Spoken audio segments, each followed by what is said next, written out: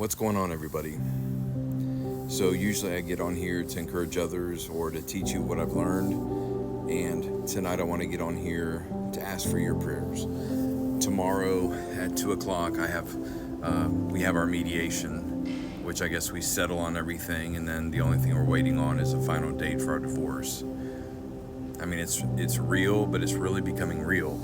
Like tomorrow, that's a big part of it. And of course I'm scared, I'm nervous. But while I'm scared and nervous, I've just been thinking, if you were going through this right now, how would you be acting? What would you be doing? What would you be involved in? Not that I've been perfect this last year and a half, but I look back and I've never been closer to God than I am now. I've worked through a lot of my issues. I've worked through a lot of my trauma. I've worked through a lot of my pain. I've worked through a lot of the trauma and the pain and issues that have caused my family. And I look back and I know for a fact that I've done all that I can do. Was it too late? It looks like it.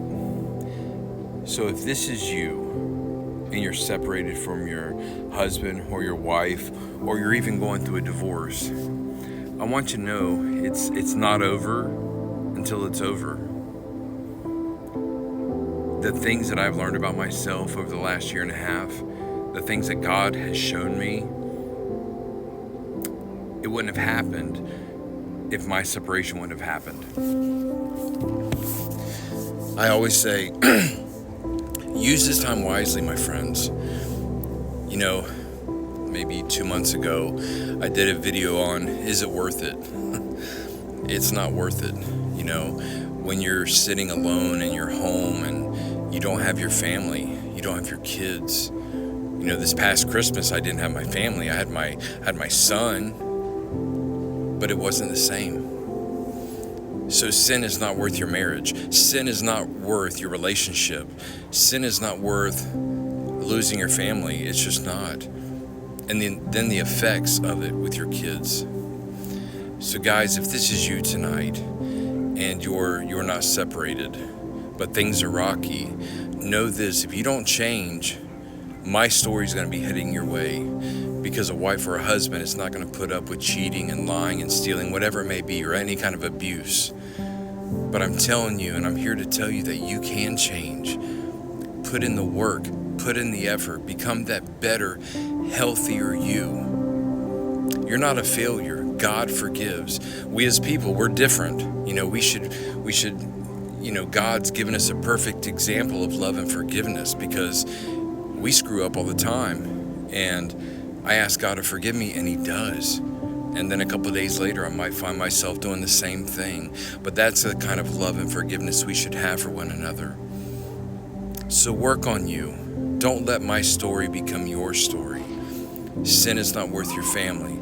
Sin is not worth your wife. Sin is not worth being alone. Even though I'm hurt and I'm sad and so many regrets, God has forgiven me and I've forgiven myself. But I'm speaking to the ones out there that are going through what I'm going through, or you're about to. Change. Get right with God. Let Him change you from within. He will change everything about you. Go to Him and don't waste any more time. So guys, if you're listening to this, I just pray that I ask that you pray for me tomorrow at 2 o'clock. That's when our mediation is. And the thing about it, if a miracle doesn't happen, again, we talked about God gives us free will. What am I going to do in the waiting? What am I going to do when it's over? I'm still going to praise my Lord, because He's going to use everything for His glory and for my good. And that has to be our focus, and that will be my focus. So guys, listen to my story. Don't let it be yours. It's never too late, okay? I love you guys. Be encouraged.